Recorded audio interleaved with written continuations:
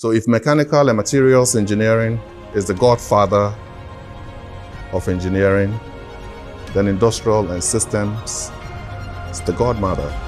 My name is Fred McBagonluri. I'm the president of Academic City University College.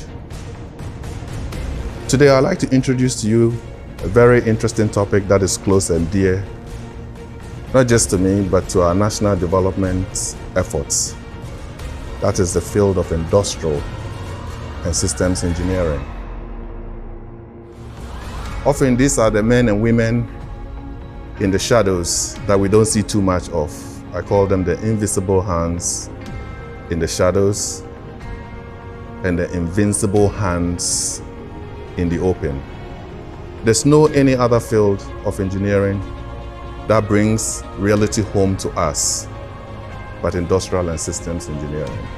In these times of global uncertainty, shortages, hikes in prices, it is these invincible hands that are working assiduously to make sure we get access to the things that we need for our day-to-day upkeep. But what is this field called industrial and systems engineering, and why is it so critical to our national development efforts? So essentially what industrial and systems engineers do is basically rely on analytic data and the specialized critical skills that they are given to optimize complex processes and systems, whether they are in networks, whether they are in investments, whether they are in governance, whether they are in healthcare, whether they are in manufacturing.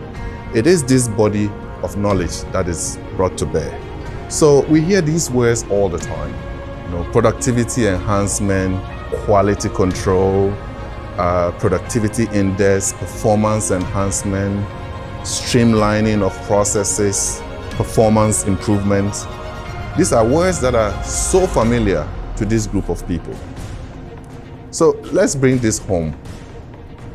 Typically when you walk into a restaurant, the size of the cooking pot actually tells you the number of people that they get there every day. Nobody is going to use a cooking pot that can cook for 10 people and attempt to cook for 100 people, because they'll go through a series of iterations. So even in our restaurants today and in our chop bars, people are making industrial-related decisions to streamline their process, to make sure that their customers are satisfied and to return for more. So if you look at where we are in our development now, where we depend entirely on imports and procurements from abroad, until this field is shaped, we'll continue to have engineering fields that can produce. So your mechanical guys, your electrical guys, your computer engineers can design. But the guys that will take this, the men and women that will take this to realization, are the industrial guys that will make a decision.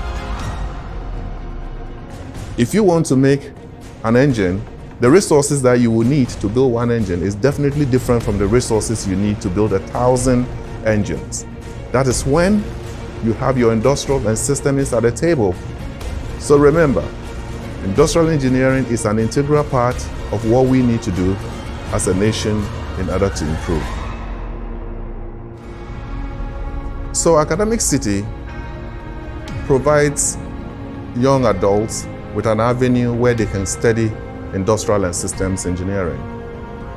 The idea for industrial and systems engineering came about because the government had invited us to a retreat to talk about the next stages of employment and industrialization.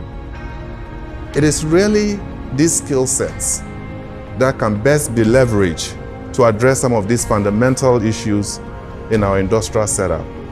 So whether it's in Wologo or it's in Commander Sugar Factory, these are the people that you're going to need there to make sure that your processes are functioning and you are delivering products to your customers on time and with quality. So we welcome you to this beautiful program we have here.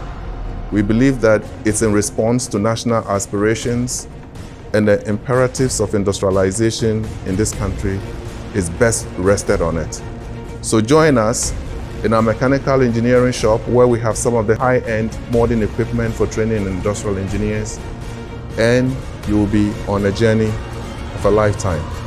Thank you.